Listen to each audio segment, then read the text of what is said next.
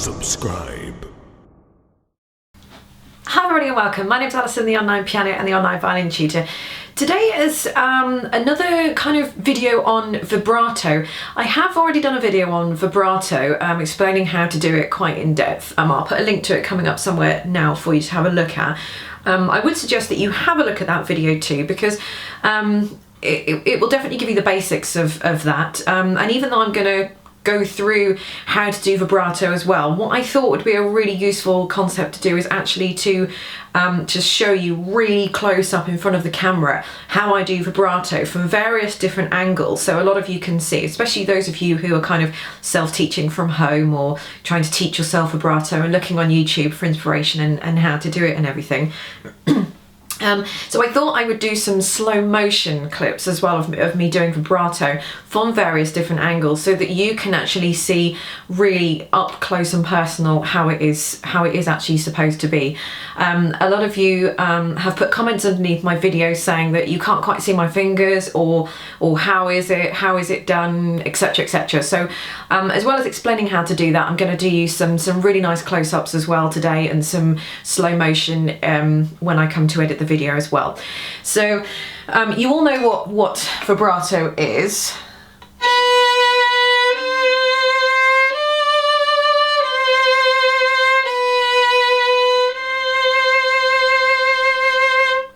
So vibrato just finishes off the note really nicely. Any professional musician or kind of advanced, intermediate to advanced violin player would start, or cellist or anything like that, would start to put vibrato on some of their notes. And vibrato does sound really nice. So if it's something that if you can get the hang of it, then it's really worthwhile doing. As I said in my other video, vibrato is not an overnight thing. It will take months and months to progress, and you might get the movement very quickly to start with, but you might not be able to actually keep up the vibrato for a long period of time. So when you're actually starting to do vibrato, I'll tell you the specifics in just a second, but when you start the vibrato, it might sound a bit of like a siren or a wailing, or like an ambulance noise or something. That's absolutely fine to do that, because as long as you're doing the movement correctly, you will get faster at that. So you will get faster at that, so stick with it.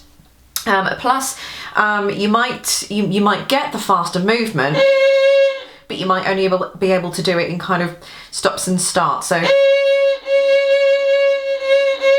you know, until your hand gets used to doing that movement nice and freely. So all of that is fine to do.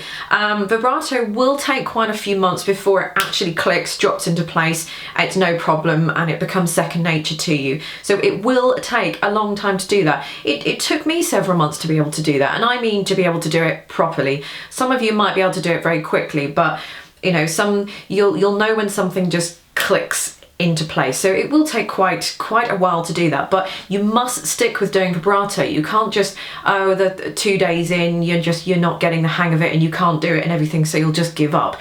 You must stick with it, and the longer you wait to do it, or the longer you wait to develop it, is months that you're sort of losing at a time to be able to get that. So if you start now, the sooner you start, you know, a couple of 3 months down the line, you'll have it and you'll have nailed it.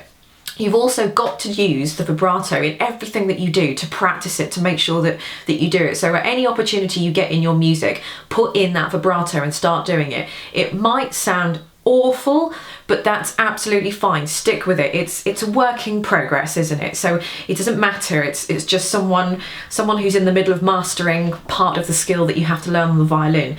I might suggest that you don't start to learn vibrato, especially if you've got an exam coming up quite soon, because the last thing you want to do is put vibrato in an exam and it sounds more of a misplaying or a misnote or a mistake or something like that, even though the examiners do like to see vibrato coming in at around about a grade 4 approximately. You can do a vibrato before then, but examiners like to see, especially for the associated board, they like to see vibrato coming in at about a grade 4. So even if it's not 100% perfect, if you can sort of do it and it's okay and it sounds okay, then that's fine. But I wouldn't put vibrato in at the very early stages of you learning it for an exam, just in case that it hinders the music and it doesn't sound right in the music. So anyway, so I'm going to go on and do some vibrato. So assuming that you've looked at the other video, which I would suggest that you just have a quick little look at, because I'm just going to kind of advance on that now. Now, how I explain vibrato is rolling from one side of the fingernail to the other. Now, someone did put a comment saying under the video that it wasn't actually rolling, and I said, well, yes, technically they're kind of my Allisonisms, if you like. They're technical words that I would use from me to you to explain how to do it. And maybe technically, if it's not, you know, rolling as such, if it's a descriptive word that I use to get the job done, then I'm going to use it. And it works with students, and students, you know, I describe it as rolling, whether it is rolling from side to side. You know, someone could correct me, but it's my way of teaching it to you. And as long as it gets the job done, then it doesn't matter really, does it? So with vibrato, I'm going to show you some close-up movements now.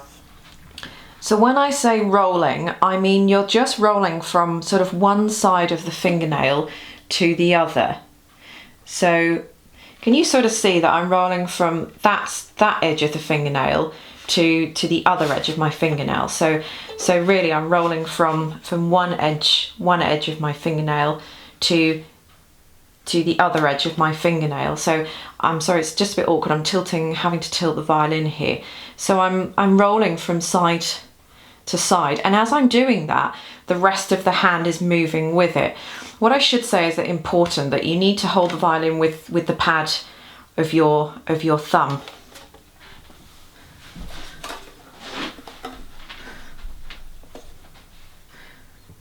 So your thumb needs to be here and sort of supporting it from sort of diagonal, possibly sort of underneath. So here we are rolling from one side of the fingernail to the other.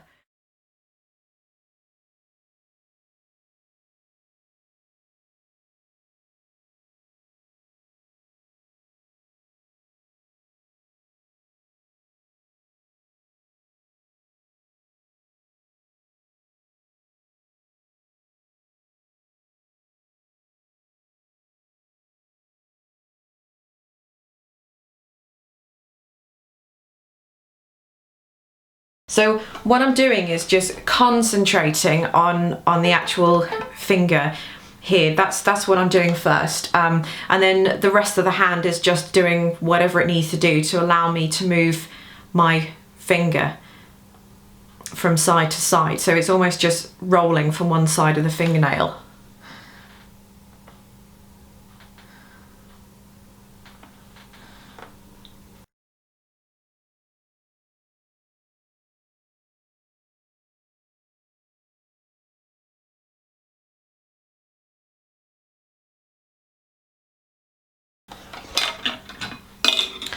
So I'm going to bow for you. So I'm going to bow it from two different angles, and then I'm going to slow it down for you.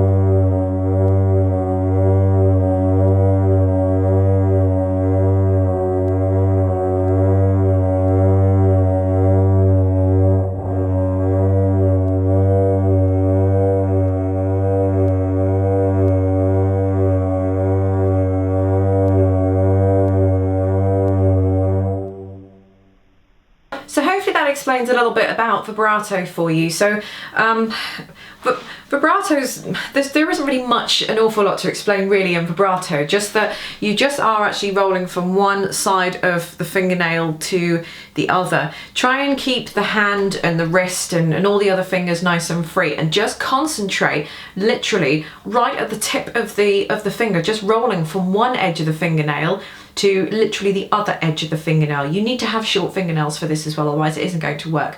So you're just rolling from one side of the fingernail to the other, and just let the arm and the hand and the wrist and everything like that go with it. So I mean, I suppose there is some technical wrist movements in there as well, and you know, I'm sure someone can comment and tell me exactly what's going on there. But I mean, the crux of it is, and the whole kind of basis of vibrato is, and how I teach it, and it works very successfully, is that you're just rolling from one side of the fingernail to the other, and that's pretty much it. So hopefully this video is a nice addendum to the other video that I've already put up there as well. So hopefully you can see it at some different angles, and the slow motion has helped and that sort of thing. So stick with it, it'll take quite a while to do, it's not an overnight thing. And leave some comments underneath if I don't get around to answering them, or I can't answer them. Perhaps somebody else on there can answer the comment as well, but I'll try my best to do that. So good luck with it, guys. Subscribe.